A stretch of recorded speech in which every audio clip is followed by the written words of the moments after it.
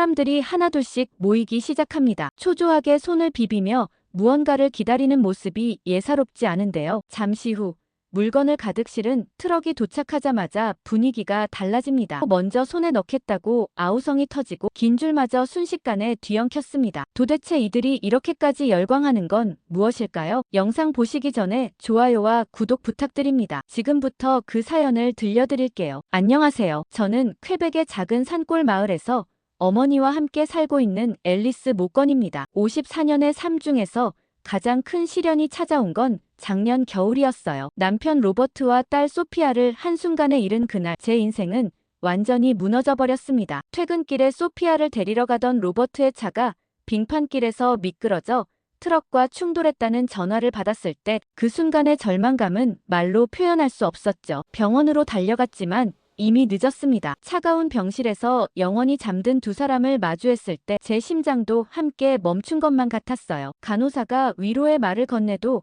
제 귓가에는 아무것도 들리지 않았습니다. 그들이 떠난 후 도시의 일상은 견딜 수 없는 고통이었죠. 아침에 눈을 뜨는 것조차 힘겨웠습니다. 처음 며칠은 그저 침대에 누워 천장만 바라보았어요. 일어날 힘조차 없었습니다. 회사에서 걸려오는 전화도 받지 않았고 문 밖으로 나가는 것조차 두려웠죠. 창밖으로 보이는 도시의 일상이 저와는 너무나 동떨어져 보였어요. 사람들은 여전히 바쁘게 걸어다니고 아이들은 학교로 향하고 가족들은 손을 잡고 공원을 거닐었습니다. 혼자 남겨진 절망감에 몸부림치던 어느 날이었죠. 창가에 서서 멍하니 눈 내리는 풍경을 바라보고 있을 때 문득 어린 시절 생각이 났어요. 제가 6살 때 아버지를 잃고 홀로 저를 키우셨던 어머니. 그때 어머니도 이런 고통을 겪으셨을 텐데요. 저를 위해 눈물도 감추고 허리가 휘도록 농사일을 하시면서도 늘 웃음을 보이셨던 어머니가 얼마나 외롭고 무서우셨을까요? 어머니는 늘 앨리스만 잘 자라준다면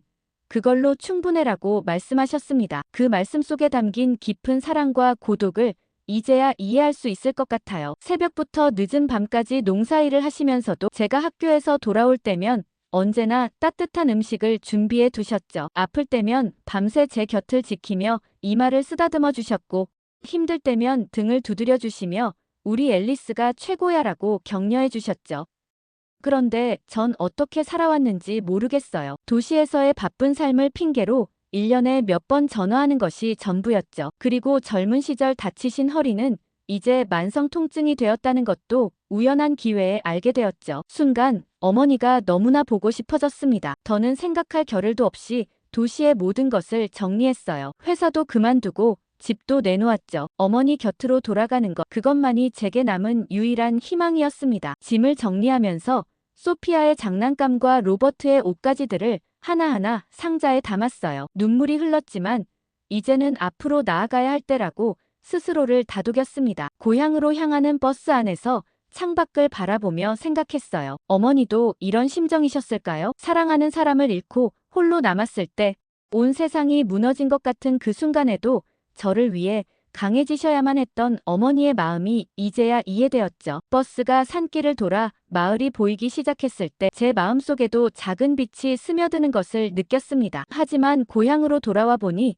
현실은 제가 생각했던 것보다 훨씬 더 가혹했어요. 퀘벡의 혹독한 겨울은 낡은 집 안까지 얼음장처럼 만들었고 어머니의 관절 통증은 날이 갈수록 심해졌습니다. 벽난로 하나로는 방 한 칸도 데우기 힘들었죠. 창밖으로 눈보라가 휘몰아치는 긴 겨울밤. 이제는 제가 어머니를 지켜드려야 할 때라는 생각이 들었어요. 그것만이 제가 평생 저만을 위해 사신 어머니께 보답할 수 있는 길이었으니까요. 고향으로 돌아온 지 몇 주가 지났어요. 하지만 현실은 제가 생각했던 것보다 더 고통스러웠습니다. 도시에서의 삶을 정리하고 어머니 곁으로 돌아왔지만 제가 할 수 있는 일이 너무나 없었죠. 아침이면 어머니는 손가락과 무릎 관절이 뻣뻣해져서 움직이기도 힘들어 하셨어요. 젊은 시절 농사일로 다치신 허리는 이제 만성 통증이 되어 가벼운 집안일조차 못하시게 만들었습니다. 점점 침대에 누워 계시는 시간이 길어졌죠. 어머니의 통증이 점점 심해지면서 결국 마을 병원으로 모시고 갔어요. 검사 결과는 생각보다 좋지 않았습니다. 젊은 시절부터 무리한 농사일로 허리 디스크가 심하게 진행되어 있었고 관절염도 예상보다 훨씬 악화되어 있었죠. 수술을 고려해 볼 수는 있지만 의사 선생님은 말씀하시다 잠시 머뭇거리셨어요. 연세가 있으시다 보니 전신마취 수술이 부담스러울 수 있습니다. 체력적인 문제도 있고 수술을 하더라도 완전한 회복은 장담하기 어려운 상황이죠. 진료실에서 나오는 발걸음이 무거웠습니다. 어머니는 오히려 저를 위로하듯 손을 잡아주셨어요. 앨리스, 괜찮아. 나는 이 정도면 충분해. 하지만 그 말씀이 더 마음을 아프게 했죠. 평생 저를 위해 고생만 하신 어머니께 이제는 제가 해드릴 수 있는 게 없다는 게 너무나 속상했습니다. 괜찮다, 앨리스. 엄마는 늘 이런 식으로 겨울을 버텨왔단다. 어머니는 제게 짐이 되고 싶지 않다는 듯 담담하게 말씀하셨어요. 하지만 밤이 되면 벽 너머로 들려오는 어머니의 얕은 신음소리에 가슴이 미어졌습니다. 어머니의 무릎을 찜질해드리고 허리를 주물러드렸지만 그것만으로는 통증을 완화할 수 없었죠. 쾌백의 한겨울. 폭설이 내리던 어느 밤이었어요. 장작이 거의 떨어져가는 벽난로를 바라보며 불안감이 밀려왔습니다. 방은 이미 차가워지고 있었고 어머니는 침대에서 움직이지도 못한 채 통증에 시달리고 계셨죠. 난방 하나 제대로 해결하지 못하는 제가 어머니의 고통을 더 키우고 있다는 생각에 눈물이 났어요. 내가 여기 돌아온 이유는 어머니를 돕기 위해서였는데 왜 아무것도 할 수 없는 걸까? 그날 밤 저는 어머니의 침대 옆에서 담요를 덮고 누웠습니다. 어머니의 차가운 손을 꼭 잡고 제 온기라도 나누고 싶었죠. 창밖으로는 눈보라가 휘몰아치고 있었어요. 어릴 적 폭설이 내리던 날이면 어머니는 저를 따뜻하게 안아주시며 우리 앨리스 무서워하지 마. 엄마가 있잖아 라고 말씀하셨었는데 이제는 제가 어머니를 지켜드려야 할 때인데 아무것도 할 수 없다는 무력감에 가슴이 아팠습니다. 무엇이든 해야만 해요. 어머니가 이 고통 속에서 더는 혼자 싸우지 않도록. 하지만 혹독한 겨울은 여전히 집안 곳곳을 차갑게 얼려갔고 어머니의 상태는 나날이 나빠져만 갔어요. 매일 밤 어머니의 고통을 지켜보며 무력감에 시달렸어요. 겨울은 더욱 깊어졌고 우리는 오래된 벽난로에 의존할 수밖에 없었습니다. 부족한 난방 탓에 어머니의 관절 통증은 날이 갈수록 심해졌죠. 그러던 어느 날 저녁 기상청의 폭설 경보가 현실이 되었어요. 처음에는 가늘게 내리던 눈이 점점 거세졌고 매서운 바람 소리에 창문이 흔들렸습니다. 시간이 지날수록 눈은 더욱 거세게 내렸고 바람은 울부짖듯 집을 휘감았죠. 저는 장작을 아끼려 벽난로에 불을 약하게 했지만 어머니의 신음소리가 들려올 때마다 장작을 더 넣을 수밖에 없었어요. 남은 장작이 점점 줄어드는 것이 눈에 보였고 어머니의 약도 이제 이틀치밖에 남지 않았습니다. 집 한구석에 낡은 기름 보일러가 있긴 했지만 연료비가 부담스러워 평소엔 거의 사용하지 않았죠. 하지만 어머니의 상태가 너무 좋지 않아 결국 보일러를 켜야 했습니다. 잠시나마 따뜻해진 방 안에서 어머니는 깊은 잠에 드셨어요. 그런데 새벽 3시쯤이었을까요? 갑자기 끔찍한 쿵 소리와 함께 보일러가 멈춰버렸습니다. 방은 순식간에 다시 얼음장처럼 변했고 소음에 놀라 깨어나신 어머니는 통증으로 몸을 웅크린 채 떨고 계셨죠. 어머니, 조금만 더 참으세요. 제가 어떻게든. 남은 장작 몇 개로 겨우 새벽을 버텼지만 어머니의 얼굴은 점점 창백해져만 갔어요. 잠깐 잠이 들었다가도 통증에 신음하시며 깨어나셨죠. 그런 어머니의 모습을 지켜보는 제 마음도 산산조각이 났습니다. 동이틀 무렵 창밖을 보니 세상이 온통 하얗게 변해 있었어요. 눈은 허벅지까지 쌓였고 마을로 이어지는 도로는 보이지도 않았습니다. 라디오에서는 50년 만에 최악의 폭설이라고 했죠. 마을 전체가 고립된 상황이었지만 어머니의 상태를 보며 더는 기다릴 수 없었어요. 정오가 되어서야 도로가 조금씩 뚫리기 시작했다는 소식이 들렸습니다. 더는 지체할 수 없어 마을로 나갔어요. 약과 장작,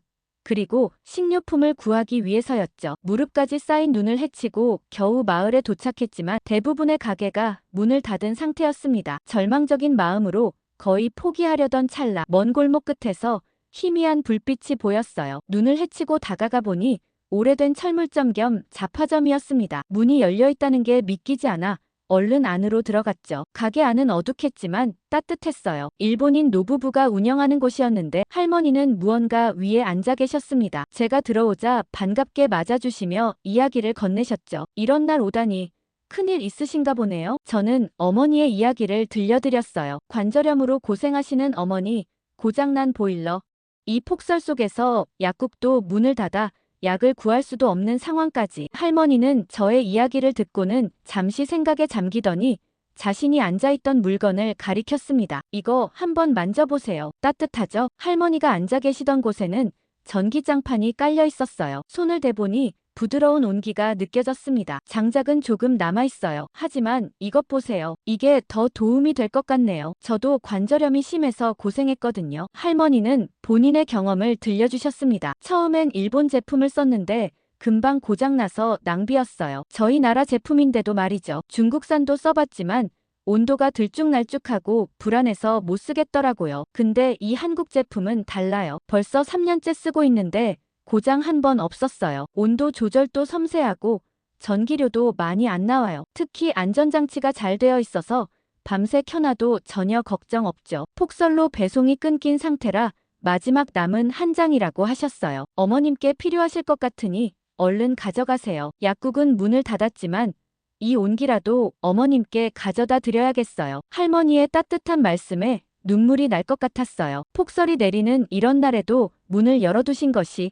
어쩌면 저희 같은 사람을 기다리신 건 아니었을까 하는 생각이 들었죠. 전기장판을 들고 집에 돌아온 앨리스는 떨리는 손으로 어머니의 침대 위에 장판을 설치했습니다. 전원을 켜고 온도를 낮게 설정한 뒤 조심스럽게 어머니를 눕혔습니다. 온기가 서서히 퍼지며 어머니의 표정이 부드러워졌습니다. 앨리스, 이게 이렇게 따뜻할 수가 있니? 허리가 조금 풀리는 것 같구나. 그날 밤 앨리스는 처음으로 어머니의 평온한 숨소리를 들으며 눈물을 흘렸습니다. 긴 겨울밤, 어머니는 단 한 번도 통증으로 깨지 않았습니다. 전기장판에서 퍼져나온 따뜻함은 단순히 몸을 데우는 것을 넘어 얼어붙었던 두 사람의 삶에 작은 희망의 불씨를 심어주고 있었습니다. 다음 날 아침, 어머니의 얼굴에는 신기할 정도로 생기가 돌았어요. 매일 아침마다 뻣뻣하게 굳어있던 관절이 조금은 부드러워진 것 같다고 하셨습니다. 특히 관절염으로 힘들어하시던 손가락마디와 무릎의 통증이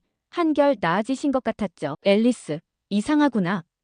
어제는 통증 때문에 깨지 않고 처음으로 푹 잠들 수 있었어. 어머니의 목소리에는 놀라움이 가득했습니다. 평생을 농사일로 굽어진 허리와 관절의 통증을 견디며 사신 어머니께서 처음으로 편안한 아침을 맞이하신 거죠. 며칠이 지나자 변화는 더욱 분명해졌어요. 물론 통증이 완전히 사라진 것은 아니었지만 확실히 전보다는 나아지신 것 같았습니다. 어머니는 이제 주무실 때마다 전기장판의 온도를 서서히 높이고 낮추는 것에도 익숙해지셨고 밤에 화장실에 가실 때도 예전처럼 통증으로 인한 신음소리가 들리지 않았죠. 특히 아침에 일어나실 때 관절이 덜 붓고 무릎의 통증도 이전보다는 수월해졌다고 합니다. 적어도 밤잠만큼은 편히 주무실 수 있게 된 것이 얼마나 다행인지 모릅니다. 매일 저녁, 저는 어머니와 함께 전기장판 위에 앉아 이야기를 나누는 시간을 가졌어요. 따뜻한 차를 마시며 그동안 하지 못했던 이야기들을 나누었죠. 어머니는 젊은 시절 아버지와의 추억, 저를 키우시며 있었던 일들을 하나하나 들려주셨습니다. 내가 3살 때였나? 한겨울에 열이 몹시 나서 밤새 안고 있었던 적이 있었어. 그때도 이렇게 추웠는데. 어머니의 이야기를 들으며 저는 많은 것을 깨달았어요. 제가 어릴 때부터 관절이 좋지 않으셨을 텐데도 늘 저를 위해 고생만 하셨다는 것을요. 그 시절 어머니의 통증은 어땠을까 생각하니 마음이 아팠습니다. 어머니의 오랜 친구 마가렛이 찾아왔을 때도 어머니는 이전보다 훨씬 편안한 모습이었어요. 마가렛은 어머니의 달라진 모습을 보며 놀라워했고 저는 전기장판 이야기를 들려주었습니다. 그렇게 전기장판의 소문은 마을 사람들에게도 퍼져나갔어요. 더 많은 분들이 이 따뜻한 온기를 느끼실 수 있기를 바라는 마음으로 저는 기쁘게 설명을 해드렸습니다. 어머니의 통증이 완전히 나아진 것은 아니었지만 이제는 조금 더 편안한 시간을 보내실 수 있게 되었어요. 약을 먹고도 잠들지 못하시던 밤이 줄어들었고 아침마다 부어오르던 관절도 조금은 나아졌습니다. 전기장판이 전해준 따뜻함은 단순히 몸을 데우는 것에 그치지 않았습니다. 그것은 어머니의 고통을 조금이나마 덜어드렸고 우리의 얼어붙었던 마음도 녹여주었죠. 밤이면 이제 어머니와 저는 전기장판 위에 나란히 앉아 옛날 이야기를 나눕니다. 아버지가 돌아가시고 혼자 저를 키우시느라 고생하셨던 이야기, 제가 학교에 입학하던 날 기뻐하시던 이야기, 늘 바쁘다는 핑계로 자주 찾아뵙지 못했던 지난날의 이야기까지. 어머니, 그동안 너무 힘드셨죠? 아니야. 넌 늘 내 힘이었단다. 남편과 딸을 잃은 후 한동안 잊고 있었던 일상의 소소한 행복이 이 작은 온기를 통해 조금씩 되살아나고 있었습니다. 전기장판은 어머니의 몸을 덮이는 것을 넘어 우리 모녀의 삶을 다시 이어주는 희망이 되어 주었으니까요. 지난밤에도 어머니는 편안한 숨소리를 내며 주무셨어요. 저는 그 모습을 보며 생각했습니다. 이 따뜻한 온기처럼 앞으로는 제가 어머니의 든든한 버팀목이 되어드리리라고요. 그리고 우리는 함께 하루하루를 조금 더 따뜻하게 살아갈 수 있을 거라고요. 전기장판이 가져온 변화는 우리 모녀의 삶에만 머무르지 않았어요. 어머니의 달라진 모습을 본 이웃들이 하나둘 관심을 보이기 시작했고, 저는 이 따뜻함을 더 많은 분들과 나누고 싶었습니다. 하지만 처음엔 어디서부터 시작해야 할지 막막했죠. 그러던 어느 날, 어머니의 친구 마가렛이 좋은 제안을 해주었어요. 앨리스, 이 장판 덕분에 많은 사람들이 좋아졌잖아. 마을 지역 상점에서 한번 소개해보는 건 어떨까? 마을에서는 매달 지역 농산물과 수공예품을 거래하는 작은 지역 상점가 열리고 있었습니다. 처음에는 망설였어요. 과연 내가 할 수 있을까 하는 두려움도 있었죠. 하지만 어머니와 마가렛의 응원에 용기를 내어 전기장판 몇 개를 구입했습니다. 지역 상점 한쪽에 조그맣게 자리를 잡고 어머니의 이야기를 진심을 담아 전했어요. 매서운 겨울바람이 부는 지역 상점에서 전기장판의 따뜻한 온기를 직접 느껴보신 분들은 하나같이 놀라워하셨죠. 특히 관절염으로 고생하시는 분들은 실제 어머니의 경험담에 큰 관심을 보이셨습니다. 처음에는 철물점 노부부에게서 몇 개씩 구매했는데 수요가 늘어나자 물건이 금방 품절되었어요. 그러던 중 뜻밖의 제안을 받았습니다. 노부부께서 곧 은퇴하신다며 그동안 거래해오던 한국 업체를 소개해 주신 거죠. 우리가 수년간 거래해온 믿을 만한 곳이에요. 젊은 한국인 사장님이라 영어로도 소통이 가능할 거예요. 앨리스는 노부부가 소개해준 업체에 용기를 내어 이메일을 보냈습니다. 다행히 업체의 젊은 사장님은 영어가 유창했고 친절하게 제품과 거래 방식에 대해 설명해 주었습니다. 앨리스, 저희 전기장판은 관절염이나 만성 통증에도 효과적이라는 이야기를 많이 듣습니다. 필요한 수량과 배송 지역을 알려주시면 최선의 방법을 찾아드릴게요. 사장님은 제품에 대한 기술적인 설명뿐만 아니라 품질 보증과 안전 기능에 대해서도 상세히 안내했습니다. 전기장판이 과열되지 않도록 설계된 안전장치와 전기요금 절약 기능은 저에게 큰 안심이 되었습니다. 이 정도라면 정말 많은 분들에게 도움이 되겠어요. 저는 자신감을 갖고 첫 주문을 결정했습니다. 소량의 샘플을 받아본 후 한국 제품의 우수성에 다시 한번 감탄을 했죠. 그리고 본격적으로 제품을 수입하기 시작했습니다. 하지만 주문이 늘어나면서 저 혼자 감당하기는 힘들어졌어요. 그때 마을 사람들이 하나둘 도움의 손길을 내밀어 주었습니다. 우체국의 톰은 배송 문제를 해결해 주었고 은퇴한 회계사 마이클은 장부 정리를, 간호사 수자는 노인복지센터와의 연결을 도와주었죠. 앨리스, 너 혼자 이 많은 일을 할 순 없어. 우리가 도울 수 있는 건 돕고 싶어. 마을 사람들의 따뜻한 마음이 모이자 일은 놀랍도록 순조롭게 진행되었어요. 배송이 체계적으로 이루어졌고 이웃 마을에서도 소문을 듣고 찾아오시는 분들이 늘어났습니다. 지역 교회와 노인복지센터에서도 관심을 보이기 시작했어요. 추운 겨울을 보내야 하는 어르신들께 도움이 될 것 같다며 단체 주문 문의도 들어왔죠. 저는 제품 설명회도 열고 안전한 사용법도 꼼꼼히 알려드렸습니다. 처음에는 단순히 어머니를 위해 시작했던 일이었는데 어느새 지역 사회를 따뜻하게 만드는 작은 움직임이 되어가고 있었어요. 사람들의 얼굴에 떠오르는 미소를 볼 때마다 제가 정말 의미 있는 일을 하고 있다는 생각이 들었습니다. 이제 이 따뜻함은 우리 마을을 넘어 주변 지역으로도 퍼져나가고 있어요. 그리고 저는 매일 밤 어머니와 함께 전기장판의 온기를 나누며 이 모든 것이 어머니 덕분이라고 생각합니다. 오늘 사연 어떠셨나요? 작은 산골 마을에서 시작된 이 따뜻한 이야기가 이제 더 많은 사람들에게 온기를 전하고 있습니다. 전기장판은 단순한 난방 기구를 넘어 얼어붙은 겨울 속에서 사람들의 삶을 바꾸는 희망이 되었습니다. 혹시 여러분도 이와 같은 경험이 있다면 댓글로 나눠주세요. 그리고 이 이야기가 마음에 드셨다면 구독과 좋아요 잊지 말아주세요. 더 많은 감동적인 이야기로 찾아뵙겠습니다. 따뜻한 하루 보내세요.